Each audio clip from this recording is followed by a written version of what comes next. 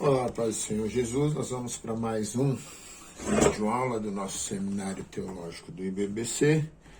Trabalhamos aqui a terceira apostila e estamos tratando História da Igreja 2.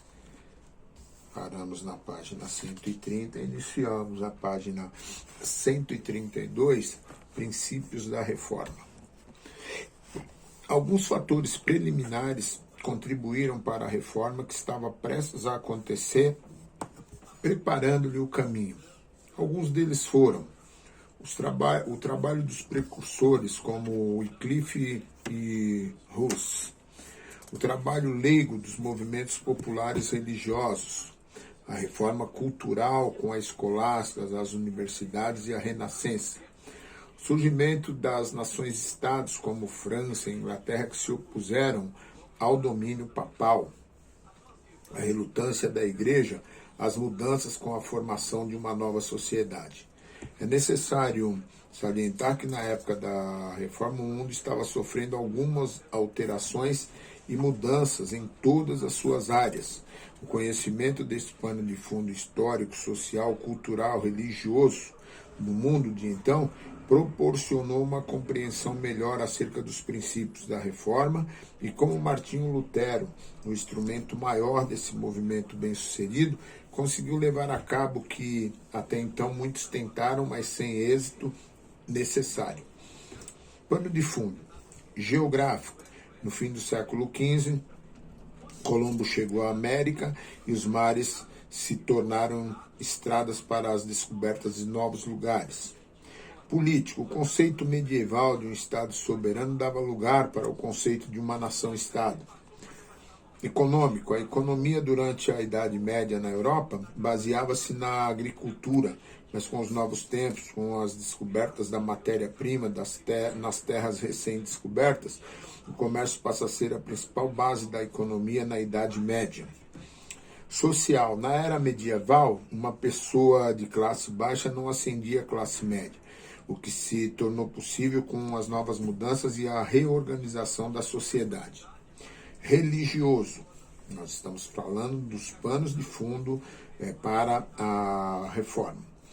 Com as traduções da Bíblia no vernáculo, a autoridade da igreja foi substituída pela autoridade da Bíblia e o cristão passou a exercer seu próprio sacerdócio.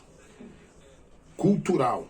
A Renascença causou uma grande transformação nesta área com o interesse pelo estudo e pelo ensino. As universidades se multiplicavam na Europa Ocidental, o que proporcionou formação intelectual e profissional para muitos interessados. Idealizador da reforma, Martinho Lutero. Lutero nasceu na cidade de Eisleben, na Alemanha, em 1483. Em 1505, ingressou no mosteiro agostiniano de Erfurt, profundamente ansioso pela salvação de sua alma. Em 1507, foi ordenado ao sacerdócio e no ano seguinte entrou na Universidade do Wittenberg, onde se formou em bacharel em teologia em 1509. Em 1512 receberia o grau de doutor em teologia e começou a lecionar. Lutero tinha um grande senso de pecado e quando começou a ensinar sobre a Epístola aos Romanos, essas convicções se intensificaram ainda mais. A leitura do primeiro capítulo e versículo 17 trouxe a resposta que solucionaria o seu problema. A sua descoberta se opunha ao sistema de penitências vigente e, consequentemente, à teologia e às doutrinas comuns de sua época. Aos poucos, sem pretender ocasionar qualquer controvérsia e sem ter ideia da dimensão que tudo tomaria, compôs 95 teses que deviam servir de base para um debate acadêmico. Ele atacou a venda das indulgências, que acabaria sendo o estopim da reforma em 31 de outubro de 1517. Causas da reforma, página 134. As nações-estados se opuseram à ideia de uma igreja universal. Seus governantes não aceitavam a jurisdição de papa sobre seu território. A nova tendência econômica favoreceu a igreja, que acumulava riquezas e com isso provocava a revolta dos governantes pelo fato de terem que enviar dinheiro para o tesouro papal em Roma. Com o surgimento da classe média, as pessoas se revoltaram contra o conceito corporativista da era medieval, que colocava o dever acima do indivíduo. O baixo nível moral do clero e a sua corrupção cansaram a sociedade. As mudanças na estrutura social, com o surgimento das cidades e com a propriedade da classe média, foi um fator importante na abertura para a reforma. A Bíblia foi a fonte teológica para se chegar à doutrina da justificação pela fé, em detrimento da teologia de Tomás de Aquino, adotada pela igreja medieval, que ensinava que a salvação era obtida através dos sacramentos da graça ministrados pela hierarquia. A venda de indulgências foi uma causa direta da reforma. Uma avaliação. A reforma foi interpretada pelos católicos como uma revolta provocada por rebeldes hereges, sendo Lutero seu maior responsável contra a Igreja Universal.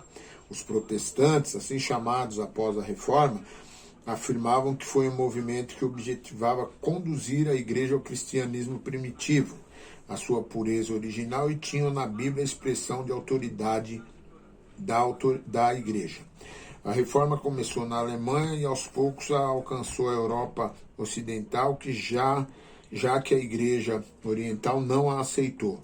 Com a reforma surgiram igrejas nacionais entre 1517 e 1545, que enfraqueceram a igreja institucionalizada. Grandemente afetada, a Igreja Católica respondeu através da Contra-Reforma em 1545, com o Concílio de Trento, que foi um movimento interior da Igreja Católica que visava seu fortalecimento e estabilidade após o golpe duro da Reforma. As consequências desse movimento na Igreja ainda se fazem sentir e ela jamais se recuperou. Em contrapartida, o protestantismo triunfou e mostrou o caminho para a pureza e ortodoxia, características da igreja primitiva. Em alguns países, foi levantada uma igreja nacional, a luterana na Alemanha, a episcopal na Inglaterra, a presbiteriana na Escócia.